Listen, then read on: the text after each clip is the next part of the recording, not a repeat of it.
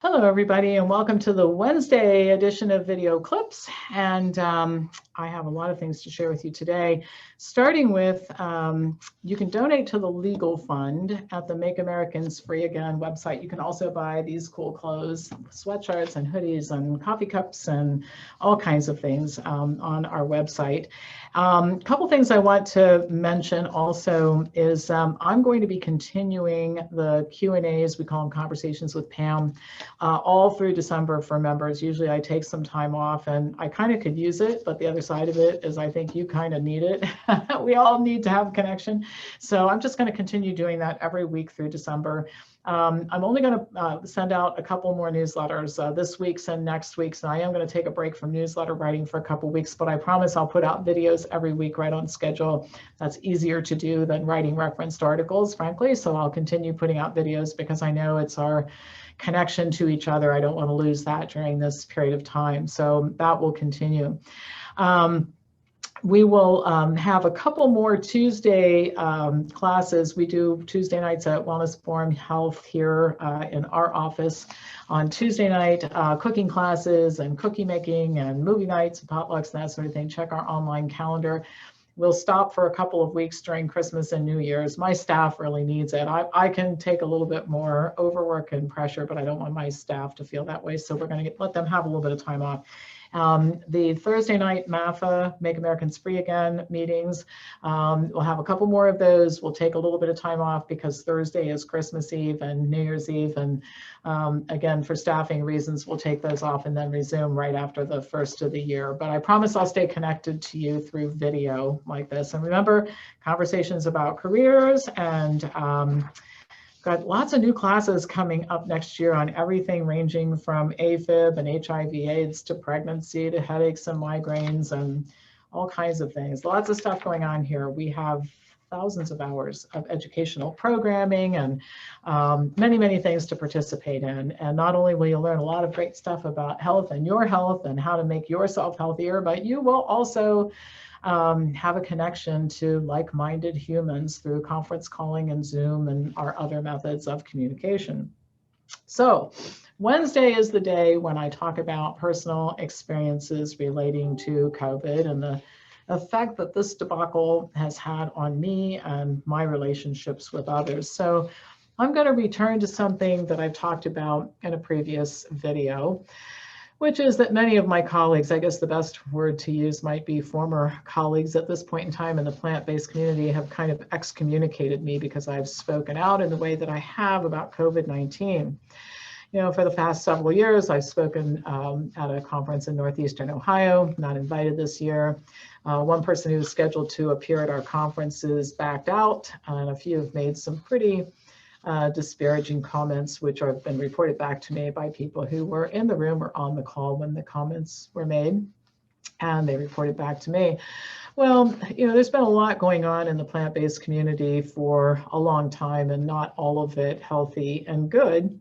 And as many of us have learned during the last several months, COVID-19 really isn't the reason for some of the fractured relationships and disconnections we're experiencing. It just sped up the demise of already fragile links between people and other people and people in groups. I think that that's kind of what happened here. Well, I've received about a dozen emails from people who've decided to disconnect from me because I didn't follow in lockstep with the others on this issue. And I wasn't actually on a lot of other issues as well, which goes to the point that I just made. But I've received a few thousand emails from people expressing sentiments like disappointment, with statements like, I thought these were the people who followed the science, and gosh, I'm starting to hate that word, or were adamant that different points of view about treatment of disease should be considered. But the reality is that apparently only certain points of view about health are tolerated by many in this group, theirs mainly, and those who disagree are not welcome, which, that sounds more like traditional medical docs and groups and institutions they criticized for years for being intolerant of them. It's funny how that works, I guess. Others who've written have expressed sorrow about the whole thing, about the fracture. Gee, we'll miss you this summer, or aren't you devastated because of what so-and-so said? And here's what my answer is. When people exhibit unacceptable behavior, I think the only option is to detach. It's one of the first things people learn when they're trying to deal with difficult family members or coworkers or acquaintances and others. And detachment should not be confused with indifference. It's not that I don't care. It's just that in my world, it is unacceptable for people who claim to be scientists or researchers to shut down debate and discussion about scientific subjects. This is a slippery slope. When you start down this path, it leads to a bad place. It's a form of censorship. And while it's always gone on in medicine, it's on steroids now. And interestingly enough, it's sometimes being done by some of the same people who've been screaming and hollering about how traditional medicine is marginalized and discounted them. Truth only comes from dialogue and even argument sometimes. Excommunicating people who have a different opinion about an important topic like COVID-19 is the type of tactic used by communists and despots, not people who are interested in better health for humans. In fact, it makes these people more like our rulers than the kind, caring people they would seem to want other people to think they are. We're good so long as you don't say something I don't want to hear. That seems to be what is really going on. Sounds like some of the nastier oncologists our members have encountered during the last 25 years than people who care about other people. In my case, it's actually a little worse. I've heard for years things like, we respect you, we're so glad we're part of the community, thank you for everything you do, but really underneath it was, remember, you're only one contrary thought away from banishment, so stay on the straight and narrow. So there's really only one thing to do. You detach. You just basically say, I'm just not going to be part of that. It's unacceptable to me. When people exhibit unacceptable behavior, you walk away. Maybe something will change later, but you certainly don't allow yourself to be involved in that kind of thing. So I want to give you a bright spot. You might think, well, this is dreadful. I don't feel dreadful about it at all. I made the comment last week in one of my videos, actually, that I stopped crying a long time ago, not because I don't feel sad and terrible about all this, but because it's really been replaced by quite a bit of anger. So I'm going to tell you a bright spot thing now, and then I'll give you some closing comments that I think are real important. So in the midst of all of this, one of my plant-based contacts, who I had assumed had gone with my former tribe in terms of attitude, reached out by email a couple weeks ago, and a few email exchanges led to a very long phone call during which we caught up on a whole lot of things not related to this at all, and then talked about, drum roll, COVID. Well, we don't agree entirely about this, but it was intellectually fun to talk to somebody who's curious and ask good questions. And I don't know where this is all leading, but we may just agree to disagree on a whole lot of things, but at least there's dialogue and there's obviously some mutual respect. And I thank this person for reaching out to make contact with me. And I said, and I meant it, that this is an intelligent person. And I do have confidence that intellect, curiosity, and research, those things combined can lead to good things happening. So it is possible to bridge the gap, and some smart people are starting to do that. So it just so happened that on the very same day that I was having this conversation with this individual, and I don't like to mention names, I don't want to call anybody out, that's not what this is all about. I'm talking about in generalities, things that are going on. I don't want to turn this into personality conflicts and that sort of thing. But anyway, I'm a subscriber to the Epoch Times. I think it's one of the better objective newspapers. But anyway, this article called Reclaiming Conversation and Civil Disagreement happened to appear in the edition I was reading. And I don't want to read that whole article to you, but I'm going to share some suggestions because, and it's all about how to talk to people who have a different point of view, but are willing to engage on some level. And I think that these are important things to remember. Disagreement is not a bad thing. That goes to my point earlier. What has happened is disagreement has been turned into a bad thing. You don't agree with me, Pam. You don't agree with us. You are not adhering to the party line. Therefore, you must be wrong, first of all, and you must be out of here, second of all. Kind of despicable for people who disingenuously talked about how they liked and respected me for all these years. I'm kind of laughing about that now. But demonizing and ridiculing are the things that are a problem. This leads to a loss of civility. And when it becomes systemic, it becomes really, really damaging. So we have to learn to constructively disagree. The goal is not to agree when you're talking to somebody, and it's not to turn people into centrists, like we're going to find some middle ground. And I call that pablum to the public. I mean, it just, there's nothing, there isn't a centrist idea. That's like saying we're going to get the plant-based diet people and the paleo people, and we'll come together and find some middle ground where people can eat, you know, eggs and bacon every day and make it up with broccoli, and then everybody can be happy. That's really not a constructive way to go about talking about health or anything else for that matter. Don't expect the conversation to convince or persuade anybody, and don't expect that everything will be always so logical. I mean, people they can be pretty emotional about some things. I'm emotional about some things. You probably are too. And it might mean that just listening and hearing out what somebody has to say is more important than coming to an agreement.